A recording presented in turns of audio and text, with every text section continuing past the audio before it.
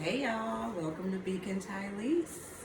Here again with another episode. We're going to do the dark night of soul.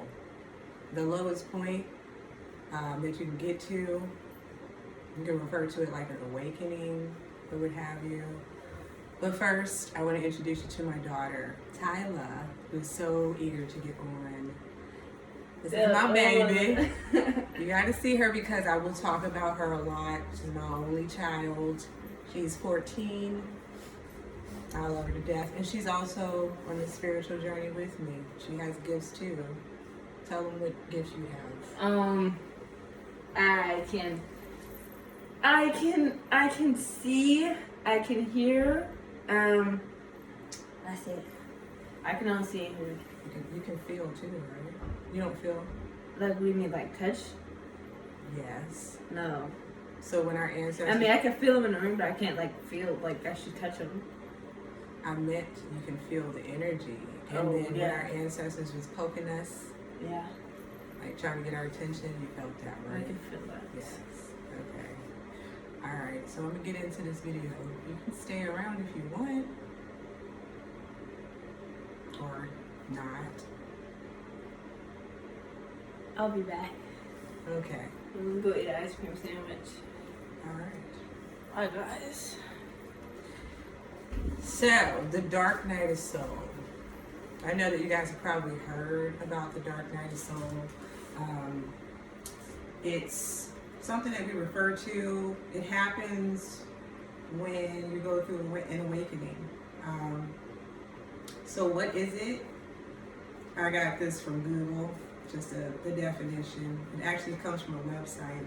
I forget what website, but I am going to include the Loner Wolf website, which is the website I went to when I was going through the dark night of soul. I didn't know what it was, but Spirit led me to research it, and I went to that website and understood the existential crisis, why I was in depression, why I felt the way I felt.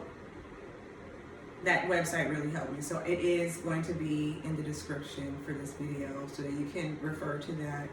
I don't have any books on it. I just went to a website to learn about it.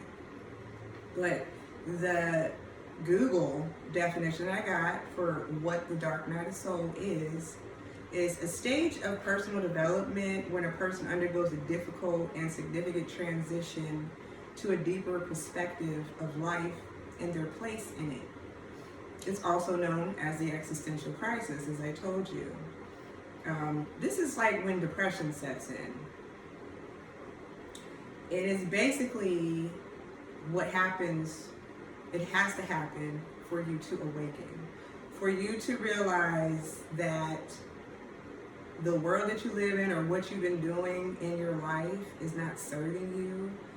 When the reality of that hits you, when your soul tells you that you're not doing what you were called to do, it can be very, what's the word I'm looking for?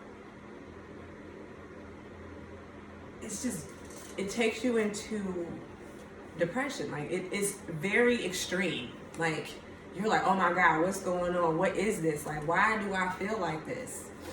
And I'll tell you some of the symptoms that you are feeling so that you may resonate with this video. This is most likely for those of you who are just starting on your spiritual journey. So I'm glad that you came here so that I can help you to work through the dark night of soul and your awakening. But yeah, it basically means that you're waking and that your life is the way it is because of you. You start to see that the relationships you had, the jobs you had, maybe the places you lived, the vehicles you chose, the friends you've chosen, they don't all seem to serve you. And it just hits you like a ton of bricks. It's funny because they sometimes say a midlife crisis, but I kind of feel like that's the same thing, but they say that for men only. I don't know why it's just men. Like when they hit 50 or whatever, it's like a midlife crisis. But I feel like it's kind of the same thing. It doesn't matter how old you are. You can go through the dark night of soul if you're a teenager, you're in your 20s, or you're in your 80s. It doesn't matter. Usually the dark night of soul is triggered. This is the win.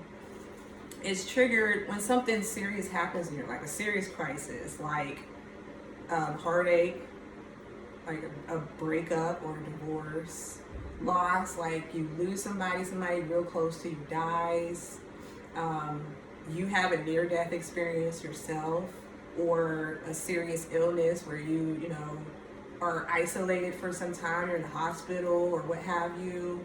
Those are just some of the examples of what will cause you to go through a dark night of soul. It doesn't just happen. There's usually something extreme that takes you into it. It's like a tarot moment that we refer to in tarot. It basically just means that everything is hitting the fan. All the shit's hitting the fan at one time. Like, you lost your job, you got evicted, you broke up with your boyfriend or your girlfriend. All of the stuff just seems like everything in your life just seems to be going crazy, like haywire. And that's part of it. Like, so you also recognize, like I was saying, that the world is not what you thought it was. I'm sure that you guys know, if you didn't know, you're waking up to the fact that we have been lied to by our society. We refer to what the lies are as the Matrix, because we're in a society that is all about consumption, consumerism, like spending money, like just taking something from somewhere. It's all about getting something from somewhere outside of yourself. Everybody is looking for something outside of themselves. That's not the way we're supposed to live. So when you go through the dark night of soul, it's your soul, your higher self telling you that what you're doing in your life is not serving you. There is a quote that I wrote down here, and it basically says that there can be no rebirth without the dark night of soul. A total annihilation of all that you believe in and thought that you were. It's basically that ton of bricks hitting you, letting you know, like, damn, I'm not happy. You could be like a celebrity, one of the richest people, but you have everything that you want, and still you hit the dark night of soul. Or you could be someone in poverty. It doesn't matter what your status is or your situation is. It can affect anybody.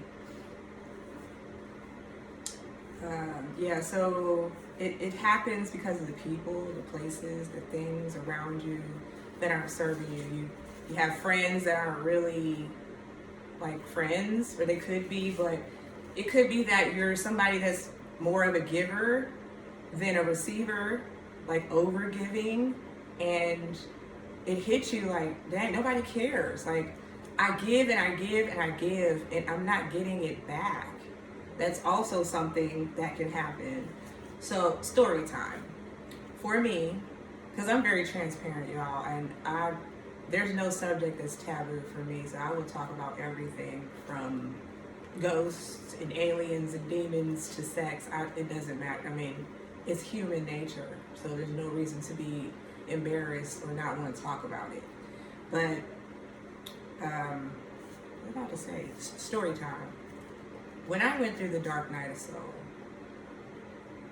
it was back in 2017. 2017. I found out I was going through a divorce. I moved from Ohio, and I thought I had everything figured out for my divorce. Like, okay, I'm not going to be sad about it. It was actually an agreed upon divorce. Like, it wasn't like just, it hit me all of a sudden. We both talked about it and agreed that it was best for both of us. So I kind of put aside my emotions. I kind of put aside how it affected me here, trying to just be logical about it. My soul wasn't having that. Was not having that. It's like, no, you're going to have to deal with this. And I moved back to Pittsburgh. This is where I'm at in Pittsburgh. I didn't have a crib. I didn't have a car. I didn't have a job. I did have a job. I moved back after getting a job, but that's all I had. I had to start from scratch. I had left the house, left the car, left the job, left all of that to start over. And then the job that I applied for, I got that I really liked, I ended up having to leave because they were going out of business. Here comes the dark night of soul, because I have to find some other job, and it's a job I really did not like. It was a quick fix for, financial reasons. I had to just get something, so I didn't really like the job, and I was going downhill. Slowly but surely, I was going downhill until I hit the floor. I was at rock bottom. I was depressed. Here's the symptoms. I'll just go down the list because I'm sure this is what you're feeling. If you're going through the dark night of soul, this is what you're feeling. Hopelessness, frustration, emptiness, disconnection. You're feeling alone or lost, like there's no place for you in the world and like nobody cares. You're feeling confused and misguided. You don't know which way is up or down. Discombobulated, like you can't even work out why you feel the way you feel. And then if you go and talk to somebody, they're probably going to tell you, oh, well, maybe you should go to a doctor and get some medicine because you're depressed. That's not the cure. It's not. You're just going to numb it and prolong it. And I'll tell you why you're prolonging it, because you're going to have to deal with it eventually. So there's no point in running from it. It's more like leaning into it. But you can feel anger and sadness towards yourself because you have now come to the realization that your life is the way it is because of a number of choices that you made. That's something that hits you. And it's like that, on top of knowing that you're in a world where a lot of people only care about making money or sex or themselves, like, and what they can get for themselves. You're one in a few that is actually waking up and realizing that that's not the way to live. You have no sense of purpose, and you're wanting to give up. You just feel like, fuck it, like, this is how I feel. Like, and it's like, you feel like a victim. You feel like nobody's there to help. Nobody understands. You're isolated. The isolation happens for a reason, because you feel like nobody understands. So it's like, it's better to just be by yourself and deal with these emotions. That usually happens with depression. You try to avoid responsibility in all areas. You want to stay in bed. You don't want to go to work. You do. When you make yourself do the things that you don't want to do, like if you have no sense of purpose and you're going to a job and you feel like you just have no purpose, it's not gonna be easy to get up to go to that job. It's not gonna be easy to get up to finish the project that you were gonna work on, or go to class, or go hang with friends. It's not gonna be easy for you to do that because you're questioning everything. You can feel destructive, like, messing up your house, or destructive towards yourself. You could even feel like you're worried about the end of the world and going to hell. That is something I felt. You can even feel suicidal. Guess what, y'all? Most of us have thoughts of suicide. We just don't talk about it. Most of us get to a state of depression. We don't talk about it. Some of us know how to transmute that energy most of the time. We know how to find a place, our happy place, to get out of depression. But when you get to the dark night of soul, there's no way to get out of it without realization and accountability. For me, I had to go into deep introspection. I had to start looking at why I felt the way I felt. I started doing shadow work.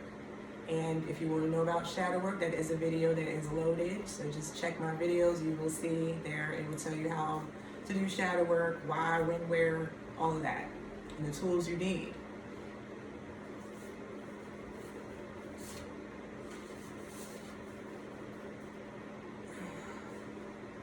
I heard somewhere that, or a couple places, when it comes to spirituality, to find your true self, you gotta lose your mind. Literally. That's what the dark night of soul is. You are in an existential crisis. You're probably not combing your hair or washing ash, you're not doing nothing. You have lost your mind. Your friends and family don't understand, and you don't know how to explain it to them. So you basically are going out of your mind, but it's necessary, very necessary, because you can't get to true self without knocking down all of the other stuff that was blocking you from your true self.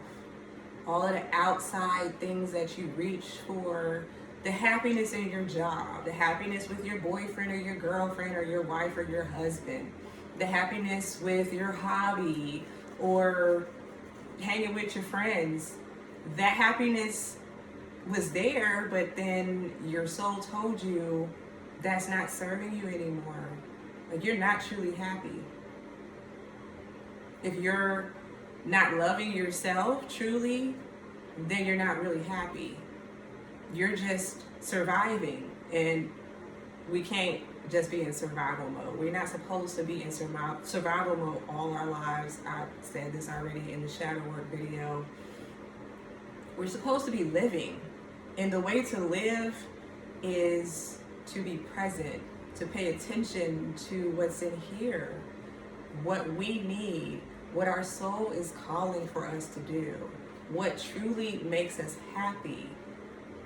And when we start loving ourselves, you start to find out what really makes you happy. When you start asking yourself questions, why I do what I do, why I feel this way, you go deeper into it, you just ask the questions, you'll start to understand that you have sacrificed a lot of things to get things outside of yourself. You're not really concentrating on what makes you happy. That's what made you go through the dark night of soul. Your soul is waking you up. It is telling you, stop feeding into the bullshit. Stop feeding into everything outside of yourself and look within to find your happiness, because all of that stuff is temporary. And the stuff that we're supposed to get, it's a human experience because you're on this earth, but they're not things that we need to be happy. What we need is to find what our true purpose is, what we're here to do, whatever makes us happy, whatever ignites your soul, sparks that shit on fire. That's what you're here to do. Doesn't matter what it looks like. If you want to sell pickles for the rest of your life, that's your soul call. If it makes you happy, if that is the thing that you dreamt of all your life to do, that's what you're supposed to do. It doesn't matter how old you are. A lot of people get to the point like when they're in their 40s, 50s and realize, I haven't done anything that I wanted to do for me. And then they start and they do that. Like,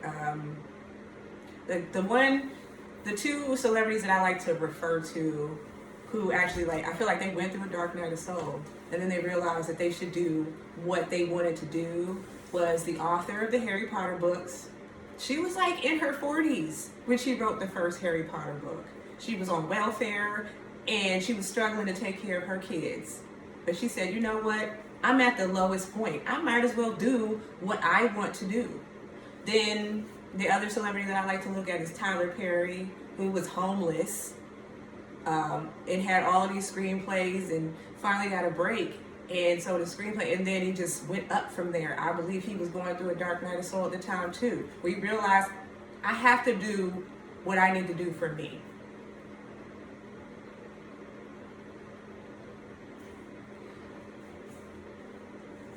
This goes into why. Why it happens. I already told you, your soul is telling you you need to do what's best for you. But it's necessary for soul development. if you're looking at life like school, and life has all these tests, like whenever something happens to you, it's not happening to you, it's happening for you first and foremost. Understand that.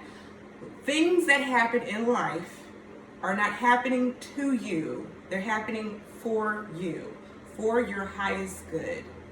I can't stress this enough. God and the universe wants what's best for us. That's it. Wants what's best for us. But we have to set intentions for what we want. If you're constantly thinking that you hate your life, that you don't like this thing or whatever, but you're concentrating on that, you're putting energy in that, that's all that you're going to have, because that's what you're concentrating on.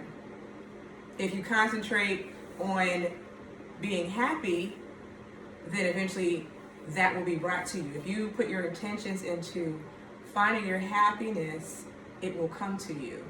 It takes time to find your happiness. You have to be patient. You really do. But the why is like, you can't get to self without letting go of everything that doesn't serve you. How to deal with it is to lean into it, to accept it. There's a realization. How long it takes is up to you too. Because like I said, you can try to put it off like I did, trying to pretend like there was no emotion after my divorce and all that, but when I lost my job, it all hit me.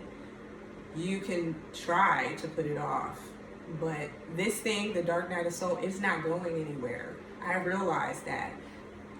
Here's another thing, like, I'm good at manifestation. I'm good at setting intent, speaking something into existence, and it happening.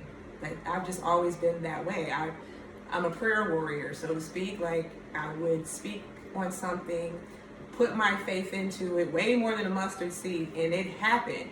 But at the time I was going through my dark night of soul, it's like God turned all the lights off. So literally, it was dark. I was like, why am I not getting things that I prayed for, things that I'm manifesting? Like, I felt like I wasn't being heard. It's because God was like, enough. The dark night of soul happens because your highest self, God in you, is telling you it's enough. It's enough of you living this lie, acting like you're happy, acting like you're content with your life when you're not. It has to happen.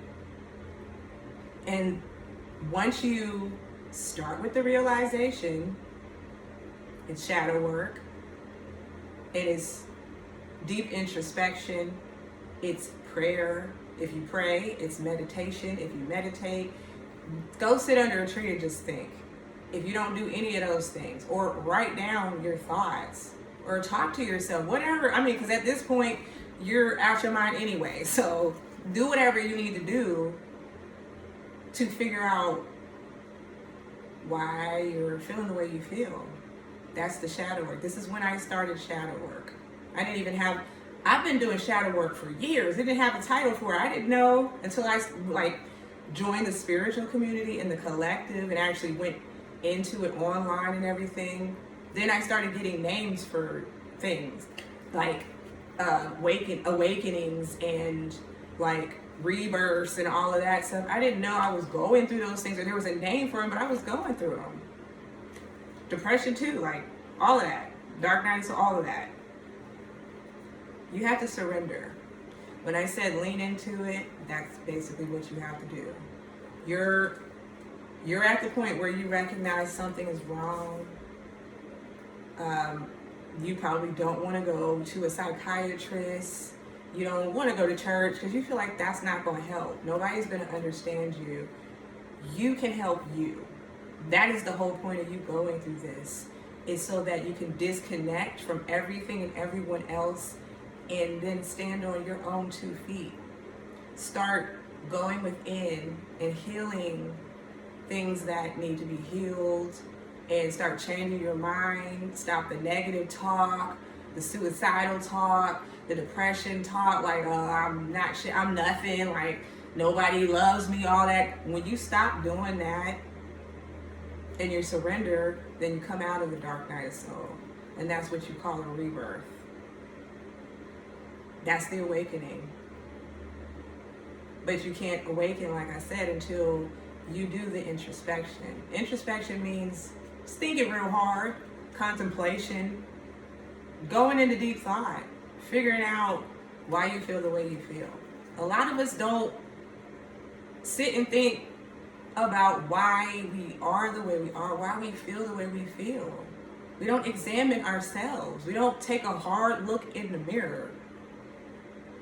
I suggest you do that. Go to the mirror and take a hard look. You know what I figured out when I was going through the dark night of soul? I went to look in the mirror. Spirit told me to look into my eyes. I couldn't even look in my own eyes for too long. It creeped me out. That meant I didn't know myself truly. How could I be happy? How could I love myself? I couldn't even look into my own eyes for too long without breaking contact. Like, that should tell you something. Try it and see if you can handle it. See if you can look into your soul and not look away and accept it. Try it. So, I gave you all the symptoms or how you would feel about it. And the way to work through it is shadow work. The way to work through it is realization. God put it on my spirit to do this video because of the mass awakening. It's happening right now. You're not alone. It's happening to a lot of people. There's like first waivers, second waivers, like we would like to refer to that in the collective community. There are people who have been woke for years. Like Erykah Badu, she's been woke since she came out.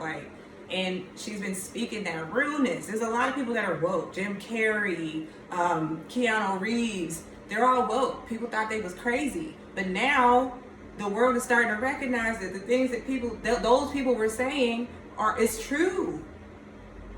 You will start to realize that us, the collective, who have been talking about other entities being in the Matrix, aliens being real, Pizzagate, all of the conspiracy theories are not conspiracy theories. They're actually evil shit is really going on. Like there is child sacrifice. There's entities that feed off of infants. Like it's not a lie. It's real. But it's hard to swallow when you've been running around thinking about everything's gonna go back to normal after that virus. Like, it's not going back to normal. Our earth is elevating. Our earth is healing itself. And at the same time, we're all being forced to heal. You have the choice to recognize that you're going through the dark night of soul, that you're waking, and that you need to heal you and do what makes you happy. That is the key to waking up. There's no manual for it. There's no cheat code for it. There's no right way to do it. Waking up means you take accountability for yourself. You do your shadow work. You heal what you need to heal within yourself, and then you start pursuing the life that you want.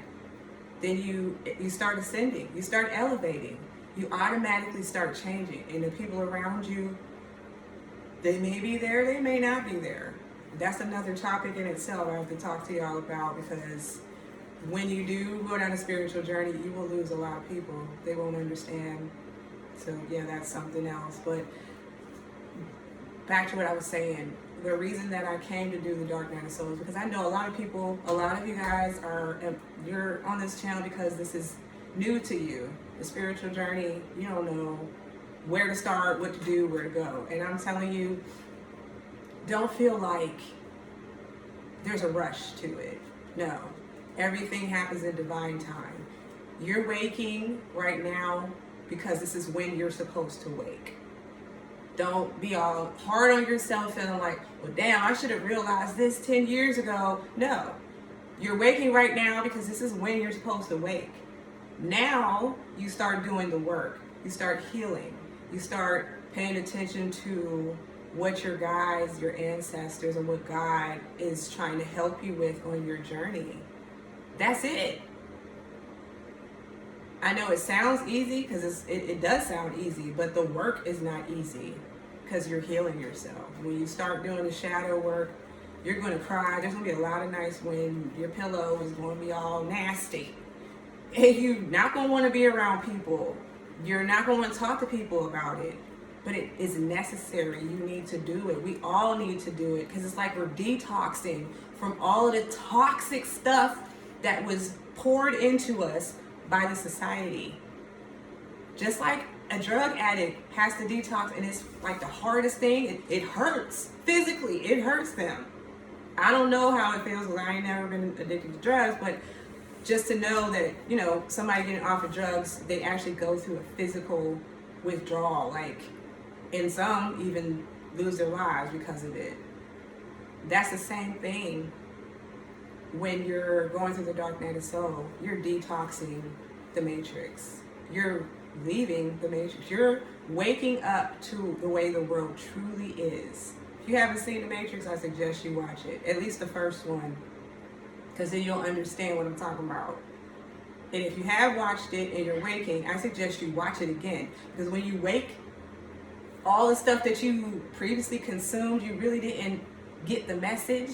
I'm telling you, when you go back and watch certain things, like there's one movie that I really like to tell people about. It's called They Live. I think that movie was with Rod Piper and somebody else. But yeah, it's called They Live. And that will open your eyes. Just watch that movie. Or go to the website that's in the description. Google it, YouTube, whatever you need to do to start understanding how to break out of what was drilled into us, the lies that were told to us. You'll make it through this, I promise you. Even though you have thoughts of suicide, even though you feel alone, you are not alone. When you're sitting there in your room by yourself, feeling like there's nobody to talk to, God is there. You might not hear the voice, but God is there. God is with you all the time. Your angels, your ancestors, your spirit guides, they're all there to help you through it. But guess what? If you're going through it, it means that you're strong enough to handle it. It means that your soul already knew you was going to go through it. You're strong enough. God never puts more on us than we can bear. And I'm telling you that. What you're going through, you can handle it. And then you can always ask for help. You will see the synchronicities. You will see that you might be thinking, I really need help. Like, I know you've heard stories about people like, God, if you don't send somebody to, call me or whatever, I'm gonna kill myself. And then God sends somebody. So you're not alone. I want you to take your time with it. Once you're woke, be easy on yourself. It is the lifelong journey. Once you wake, it's for the rest of your life. There's no rush. There's no time limit. You're not going to get like an award for this. People are not going to be behind you clapping, telling you you did a good job. You have to recognize it for yourself. So that means that you have to be softer on yourself. You have to, once you start taking accountability and healing, then you got to start saying, okay, I forgive me for choosing to do the toxic things that I did, for choosing to be with toxic people or choosing to be around negative people. I don't even want to say toxic because they're not all toxic. It's your choice to allow those people in your life, and it may not be serving you. You might be toxic to them. You might be the negative one to them. But I just want you to be softer with yourself and more loving with yourself. That's very important on your spiritual journey. To find a self-love routine. I think that's going to be my next video, is self-love and care. Because people don't do it properly. People run around and talk about they love themselves, but nah. Like, you can tell if somebody loves themselves by how they treat other people. And I don't even take it personally anymore, because I know that it has nothing to do with me. It has everything to do with that person. If they want to treat me wrong, it's like, you don't love yourself. So I'll just keep it moving. But yeah, this is for my newbies in spirituality. If you have any questions, any suggestions, just comment and let me know. And until next time, I love you. Take care. Remember that you're not alone. We all, not all of us, but a lot of us have gone through this or are going through this. I do want to add that right now, it's going to be a lot of people going through a mass awakening.